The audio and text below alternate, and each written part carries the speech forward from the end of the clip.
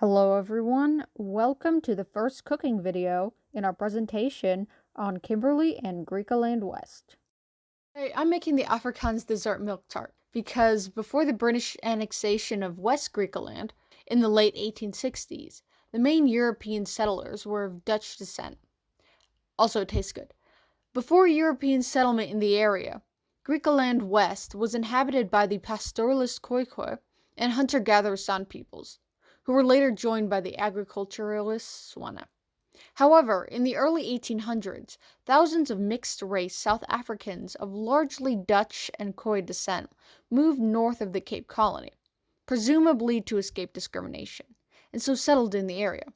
Here, the Griqua practiced primarily sustenance agriculture and pastoralism, living as a semi-nomadic, isolated community for decades, although they did attack and displace some indigenous Africans in the area. In the early 19th century, however, a few members of the London Missionary Society helped create and settled in the town of Clearwater, later known as Griquatown and now Griquastad, establishing a more permanent presence in the area. These missionaries converted many of the locals and established relations between the British and Griqua. But in the 1840s, as British territory in South Africa continued to expand northward, the British began to take over more of the Greek-inhabited area, causing discontent among the population.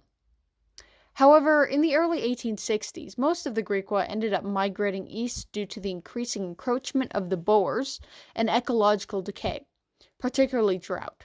As a result, the dominant European settlers became the Boers, who were also not too happy about the British intruding into what they believed to be their land, resulting in rising Anglo-Dutch tensions. And here's my tart. We decided to make Coke Sisters, a traditional South African donut to represent the Afrikaner influence in Kimberley and the Transvaal. In 1867, diamonds were found in Kimberley, leading to the annexation of the area by the British and causing a lot of tension between the Boers and Afrikaners, who already claimed ownership of the land. The De Beers Corporation, a British company who owned the mines, created closed compounds in order to increase their control over the workers and keep wages low. The conditions were horrific. Thousands of people were digging in extremely dry weather, without proper housing and no natural water source. The workforce was composed mostly of black migrants who dealt with the horrible conditions in order to be able to send money back to their families. Anthony Trollope, a British novelist who visited the diamond mines, wrote, "South Africa is a land not of white but of black men, and that the progress to be most desired is that which will quickest induce them to put off their savagery and live after the manner of their white brethren." His comments demonstrate the colonial mentality held by the British and Afrikaners and their need to civilize, due to the belief the civilized societies are only those that resemble their own.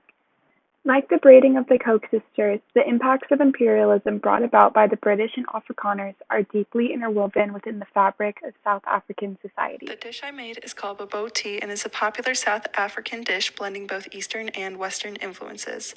After colonization, this meal had acquired influence from Indonesian, Malaysian, Dutch/Afrikaners, and the indigenous South African groups.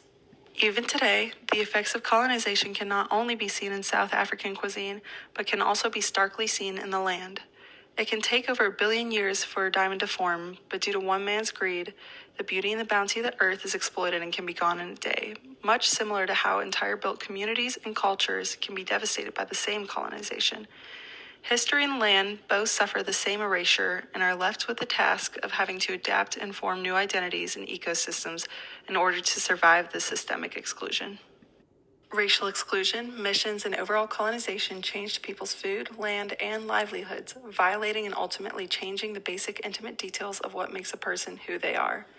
Now, both this landform and the dish tell a national story, one of many grievances, but still one of resilience, adaptation, and of pride.